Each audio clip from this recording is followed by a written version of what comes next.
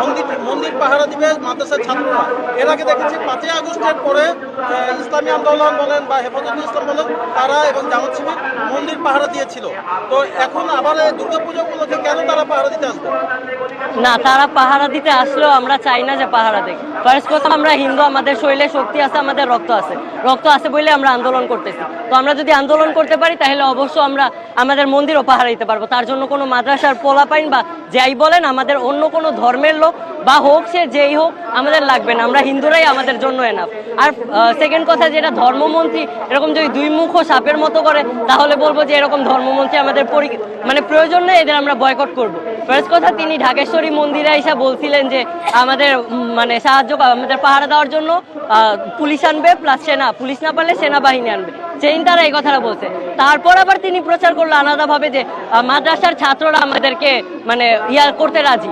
তো এখানে আরো একটা কথা তুলতে যাই, মাদ্রাসার ছাত্ররা এখন বর্তমানে যে পরিস্থিতিটা বাংলাদেশের, যে মাঝার ভাঙা হইতেছে, এটা ওদের কাছে শিরক। তো আমরাও তো শিরকি করতেছি ওদের কথায়। তো সেখানে আমাদের তো পাহারা দেওয়ার কিছুই নেই। তারা যদি মাঝারি ভাঙতে পারে তাহলে আমাদের মন্দিরও ভাঙতে পারবে। তাই আমরা চাই না আমাদের কেউ পাহারা দেখ, আমরা নিজেরাই নিজেদের পাহারা দেবো।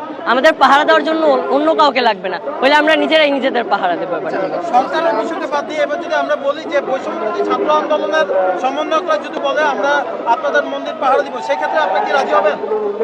এটা যেহেতু একটা ধর্মীয় স্থান, অবশ্যই আমরা অন্য কোনো ধর্মের লোক কাউকে ঢুকতে দেব না। যেহেতু যেমন বলাই যাক যে মসজিদে যদি এখন কোনো একটা ইমাম নামাজ পড়ে, তখন তো হুটহাট কোনো হিন্দু ঢুকতে পারবে না, মানে ঢোকাটা উচিত না। তো তেমনভাবে আমি মনে করি যে সার্বিক দৃষ্টিকোণ থেকেই কোনো অন্য ধর্মের লোককে ঢোকাটা উচিত না।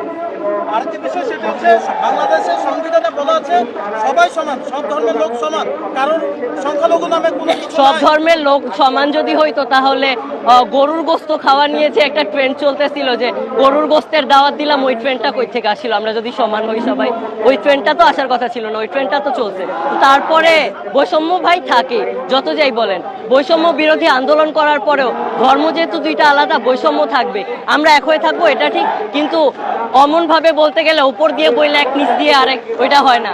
ওপরে দুই নৌকায় পা দিয়ে চলা যায় না। তাই আমরা আমাদের সুরক্ষাটা নিয়ে নিতে পারবো। সেই ক্ষেত্রে আপনাদের হিন্দু জোটের পক্ষ থেকে যে আন্দোলন চলছে, চলমান আছে, এই আন্দোলনকে সামনের দিকে এগিয়ে নিতে গেলে আর কি কি আপনারা করতে চাচ্ছেন? আমরা এই আন্দোলন আমাদের এক কথা, আমাদের দাবি মানতে হবে, এবং দাবি যদি না মানা হয় আমরা রক্ত দিতে রাজি, আমরা জীবন দিতে রাজি, কথা শেষ।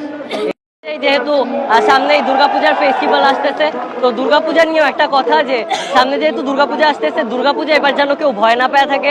দুর্গাপূজা এবার হবে বাংলাদেশে সবচেয়ে বড় কোনো যদি দুর্গাপূজা হয় সেটা এই বছর হবে, এবং এই বছরের দুর্গাপূজায় মা দুর্গার হাতে সব থাকবে, কোনো নকল অস্ত্র থাকবে না, সব আসল অস্ত্র থাকবে। যাতে মন্দিরে কেউ ধ্বংস করতে আসলে, মন্দিরে কেউ হত্যাকাণ্ড চালাতে আসলে, মন্দিরে কেউ নিপীড়ন চালাতে আসলে, তাকে যেন সেখানেই মা দুর্গার অস্ত্র দিয়ে মেরে ফেলা যায়, তাকে যেন সেখানেই দমে দেওয়া যায়। এবার আমরা সুন্দরভাবে দুর্গাপূজা পালন করব, কেউ ভয় পাবেন না।